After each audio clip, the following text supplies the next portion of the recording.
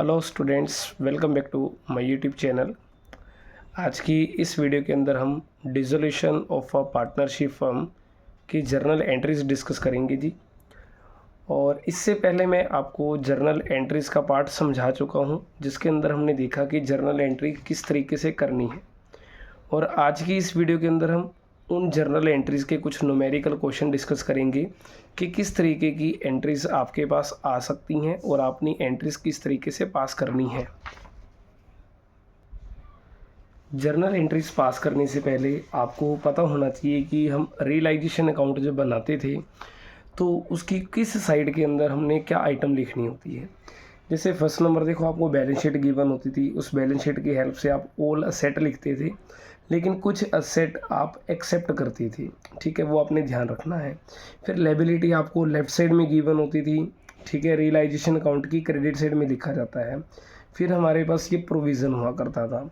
देखो, जब कभी भी आपको क्वेश्चन दिया जाएगा कि जर्नल एंट्री पास करने का, उसके अंदर इन तीनों की आपने जर्नल एंट्री कोई भी नहीं करनी, क्योंकि रीज़न क्या होगा, आपको क्वेश्चन के अंदर लिखा होगा all asset liabilities and third जो पार्टी लायबिलिटीज़ है are transfer to realisation account, मतलब ये आप ट्रांसफ़र कर चुके होंगे। सिर्फ आपको करना क्या होगा जी, असेट को रियलाइज करना है या असेट टेकन की एंट्रीज आ जाएं, लायबिलिटीज़ पेड हो गया, liabilities taken, profit and loss, इनकी एंट्रीज पास करनी होंगी।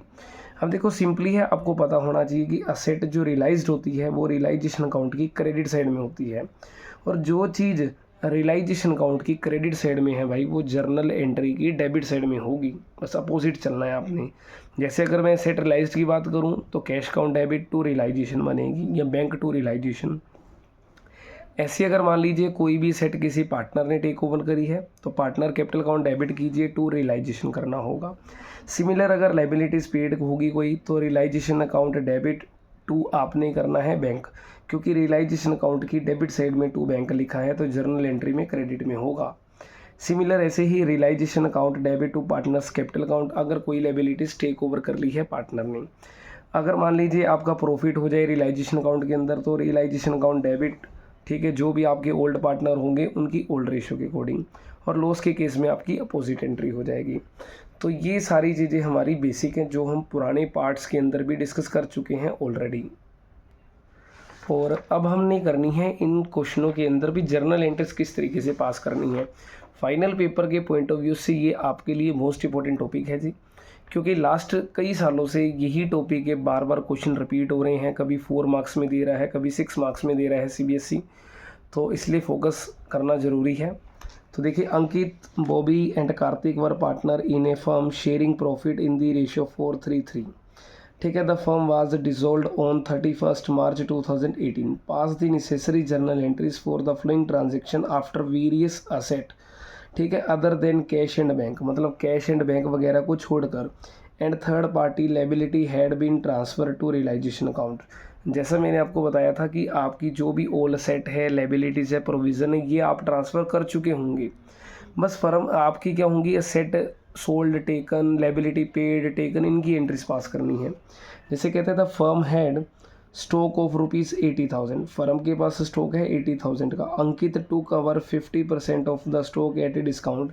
देखो, पहला पॉइंट है कि एंट्रीज को करते टाइम आपने कन्फ्यूज़ नहीं होना, जैसा जैसा आपको बोलता जा रहा है बिल्कुल वैसे वैसे आपने लिखना है। फर्म के पास देखो जी स्टॉक है 80,000 का, तो स्टॉक की वैल्यू लिखें 80,000। अब उसका 50% कर लीजिए पहले, तो 50% अगर हम करते हैं हमारे पास आता है 40,000, और अंकित ने टू कवर करा है जी, और of the stock at a discount of 20%, मतलब इस वैल्यू का अंकित ने जो स्टॉक टेकन करा है 20% कम पे करा है, तो 40,000 का 20% बनता है 8,000। आप इसे माइनस करें, मतलब जो अंकित ने स्टॉक टेक ओवर करा है, तो हमारे पास देखो फर्स्ट नंबर रियलाइजेशन अकाउंट की क्रेडिट साइड में बाय पार्टनर लिखते हैं, तो हम जर्नल एंट्री के अंदर क्या करेंगे, Ankit capital account debit to realisation accounts, ठीक है। तो ये मेरी एंट्री बनेगी 32,000 से जी। अब रिमेनिंग 50% बच गया था, कह रहा while the remaining stock was sold. देखो, सोल्ड करा है तो इसका मतलब पैसा आएगा at a profit of 30% on cost. आपने रिमेनिंग जो बच गया वो भी 40 का बच गया।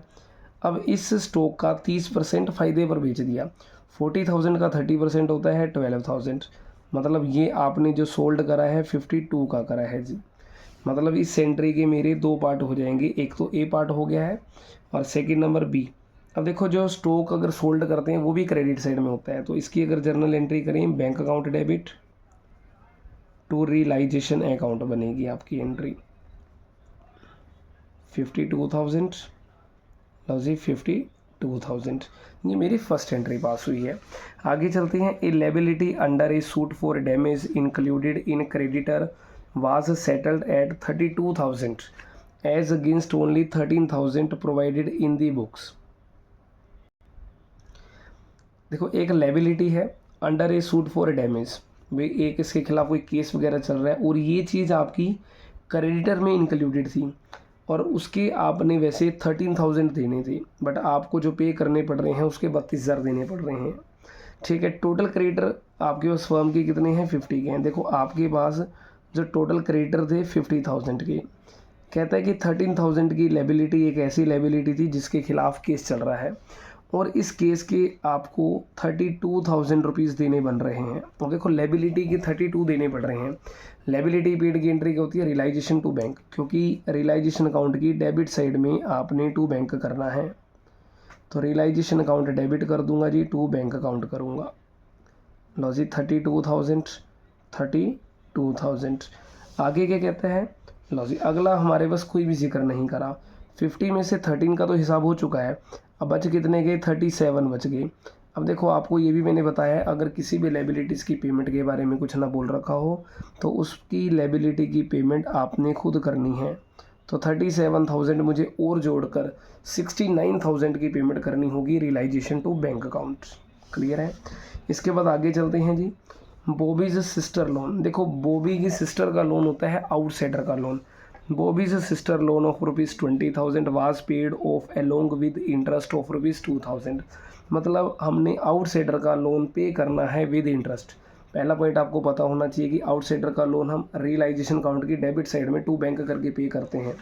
ठीक है, तो यहाँ पर भी मैं क्या करूँगा, थर्ड नंबर पे रियलाइजेशन अकाउंट डेबिट करूँगा और टू करेंगे हम बैंक अकाउंट।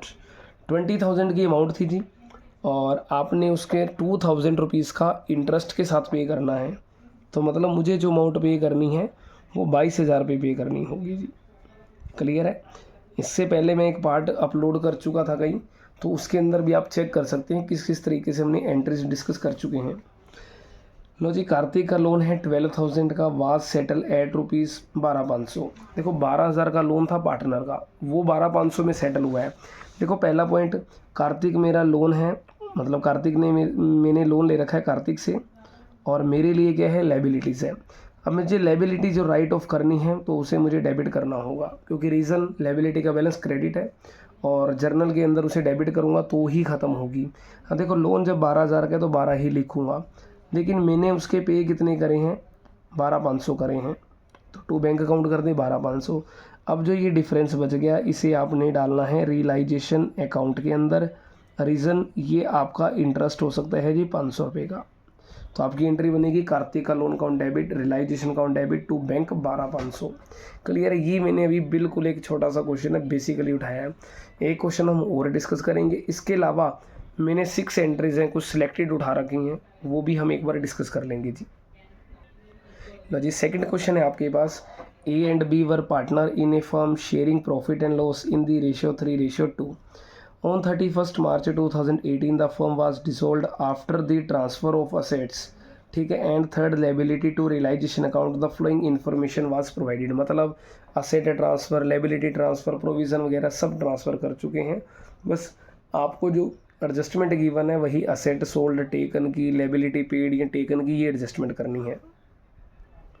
लो जी फर्स्ट नंबर है हमारे पास फर्नीचर ऑफ ₹70,000 है, was sold for ₹68,000 by auction, मतलब आपने 70,000 का फर्नीचर है नीलामी के अंदर उसे 68,000 का सोल्ड कर दिया, मतलब इसकी नीलामी हुई, बोली लगी, उसके अंदर आपने इसे 68 का सोल्ड करा है, और जो ऑक्शनर की कमीशन है वो उसकी 2,000 है। मतलब सिंपली मेरे पास 68 आ रहे थे, लेकिन 2,000 रुपये वो कमीशन वाला भी ले गया अपने। अब मेरे पास कितने रुपये आएंगे? 66 आएंगे।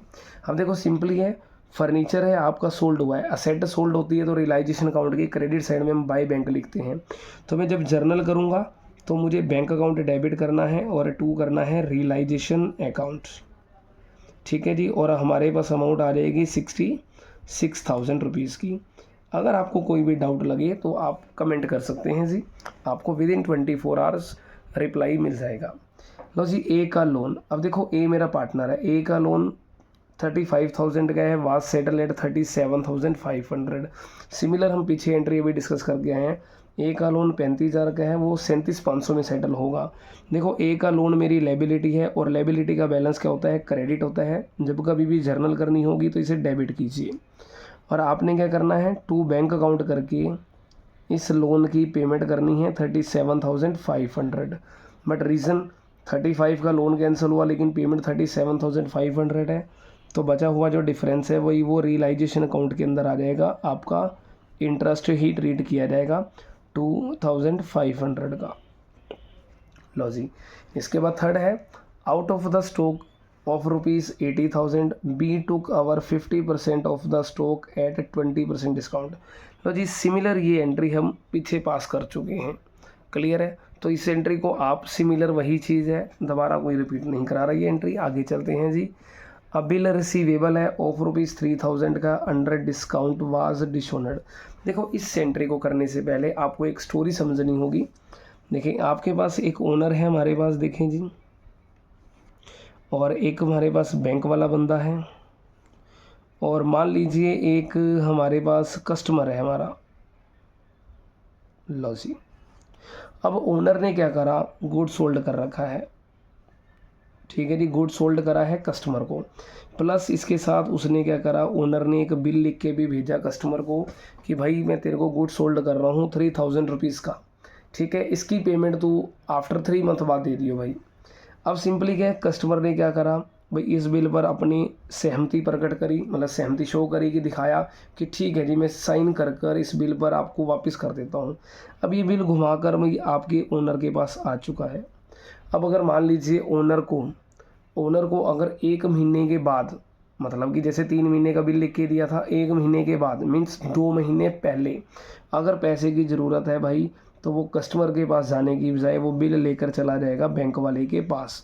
लो जी, बिल आ जाएगा बैंक वाले के पास, बैंक वाला कहेगा भाई ओनर को कि तू मेरे पास 2 महीने पहले आया है, तो यूँ कर भाई, तुझे मैं पूरे के पूरे 3,000 रुपये नहीं दूंगा, मैं कुछ ना कुछ एज ए कमीशन काट कर तुझे दे दूंगा। सपोज़ कीजिए उसने क्या करा, बैंक वाले ने 100 रुपये रख लिए और 2900 रुपये दे दिए, किसको, ओनर को दे दिए जी। अगर देखो ओनर को रुपए मिल गए, ओनर तो हो गया साइड में, ठीक है जी। अब इसके बाद क्या होता है, हिसाब रह जाता है बैंक और कस्टमर के बीच का, कि जब ड्यू डेट आएगी तो बैंक वाला क्या करेगा, ये कस्टमर को बिल देगा। लेकिन ड्यू डेट पर पता लगा जी कि ये जो आपका कस्टमर है वो आपका क्या हो चुका है, इंसॉल्वेंट हो चुका है। जब कस्टमर आपका इंसॉल्वेंट होगा तो बैंक वाला क्या जाएगा, सीधा पकड़ेगा ओनर को कि भाई मेरे पैसे दे। अब ओनर ने क्या करा, कह रहे हैंस the bill had to be met by the firm, और इस बिल की पेमेंट किसने करी, फर्म ने करी है। अब देखो फर्म जब बिल की पेमेंट करेगी, सिंपल पॉइंट है कि लायबिलिटी पे करनी है, रियलाइजेशन अकाउंट डेबिट करना होगा, और 2 करेगा बैंक अकाउंट करके। कितने की अमाउंट, 3,000 है तो 3,000 आएगा। इसी अगर क्वेश्चन के अंदर ये लिखा आ जाए आफ्टर सम टाइम्स, ठीक है जी, ए ने क्या करा, 60% अमाउंट पे कर दी लमसम। अगर 60% पैसा दे देता है अगर इसी एंट्रीज के अंदर, तो हम एंट्री कर लेते बैंक अकाउंट डेबिट, 60% होता 1,800 का, ओके जी। इसके बाद हम करते टू रियलाइजेशन अकाउंट करके एंट्री, लो जी 1,800 रुपये की। ये एंट्री कब करनी है, अगर भाई ए कुछ टाइम के बाद आ जाए और वो पैसा पे करेगा तो, अदरवाइज आपने एंट्री नहीं करनी, क्लियर है। 5th एंट्री है जी, profit and loss account showed a debit balance. देखो प्रॉफिट एंड लॉस का डेबिट बैलेंस शो है। देखो डेबिट बैलेंस आपको मैंने बता दिया था, एक्यूमुलेटेड लॉसेस होते हैं। जब कभी भी आप इनकी एंट्री करो तो 2 करें प्रॉफिट एंड लॉस अकाउंट। हमारे पास जो पार्टनर थे इस क्वेश्चन के अंदर वो ए और बी थे, और ए और बी की आपने क्या करना है, ओल्ड रेशो के अकॉर्डिंगली से बांट देना है, जो कि 3:2 होगी।